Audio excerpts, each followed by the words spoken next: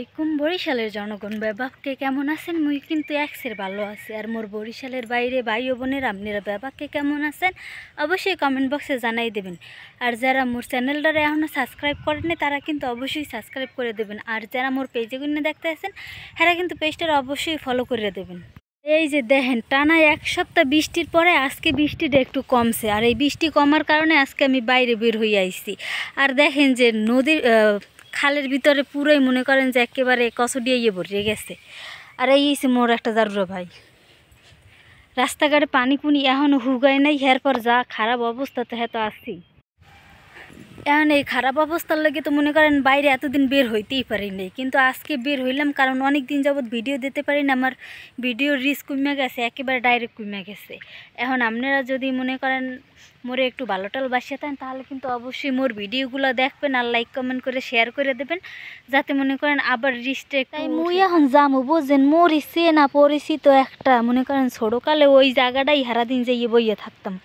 বেশিরভাগ সময় ওইখানে বই আড্ডা দিতাম আমরা যখন গ্রামে থাকতাম। তাই মুই সেইখানি লইয়ে যাইতেছি আপনাকে সবাই। এই যে সামনে জায়গাটা দেখতেছেন এখন তো মনে করেন বৃষ্টি মিষ্টির লেগে কীরকম দেখা যায়। এরপরে মনে করেন যে আবার আমরা যখন ছোটো ছিলাম তখন এত গাছগাছলা আসলে না, এখন যত গাছগাছলা হইছে। হ্যাঁ, আগে কিন্তু এত গাছগাছলা আসলে না। বাড়ির যতগুলো মাইয়ে ছেলে সবাই সারাদিন এইখানেই বইয়ে থাকা পড়তে, এইখানে বইয়ে বইয়ে মনে করেন আড্ডা দেওয়া পড়তে। আর মনে করেন যে কত কিছু মানে গ্রামের বাসায় খাতা সেলাই করতাম, তারপর ওই যে আম বানাইয়ে খাইতাম, এরপর জাম বানাইয়ে খাইতাম। তেঁতুল গাছ অবশ্যই আছে, তেঁতুল গাছ ওইটা হচ্ছে তেঁতুল গাছ। তেঁতুল গাছটা অবশ্য মুগই, কিন্তু মনে করেন যে এখন তেঁতুল কম হয়, বেশি একটা হয় না তেঁতুল। এখানে মুই কথা কইতেছি, এর মধ্যে মোর এক ভাই কইতেছে আপু তুই কার লাগে কথা কয়, মনে করছে যে মুই কারো লাগে হয়তো কথা কইতেছি। তা মোর ভাই কিন্তু জঙ্গলের মধ্যে বই রয়েছে। আমি আইবে আইবারও 2 মাস পর আইবে। হ্যাঁ ভিসা হয় না, এই ভিসা নেওয়ার লগে লিগাইছে। এই যে দেখেন মোর একটা চোর ভাই জঙ্গলের মধ্যে ঢুকে বই রয়েছে, আসলে যাইবে মাছ ধরতে, এই কারণে এনে বই রয়েছে। তোর পোলারে সকালবেলা কই, আমি কই কে তুই আমার মা কবি, কয় খালি কইতেছে যে নানুর দ্বারে যাইবে, একসে নানুর দ্বারে যাইবে হেইয়া কইতেছে। আমি তোর আজকে রাখিয়ে দিব। হ্যাঁ থাকবি না, হে নামে মারু ফল লাগে দৌড়াইবে খালি একসে আইবে। পরে আমি কুলে নিছি, এবারে একটু দুষ্টমি করছে এখন খালি একসেন মায়ে যাইবে। আমি কইতে তোর মার নাম কি, কাব্বা। মারুফ আবার কইতেছে কয় ওর পোলায় দেখবে ওরে রিয়েজ ভাই রিয়েজ কইয়ে ডাক দেয়, আর মায়ের ওর মার নাম ধরে ডাক দেয়। আমি কই তাহলে এখন কইতে পারে না লিখে কয় এখন কয় না।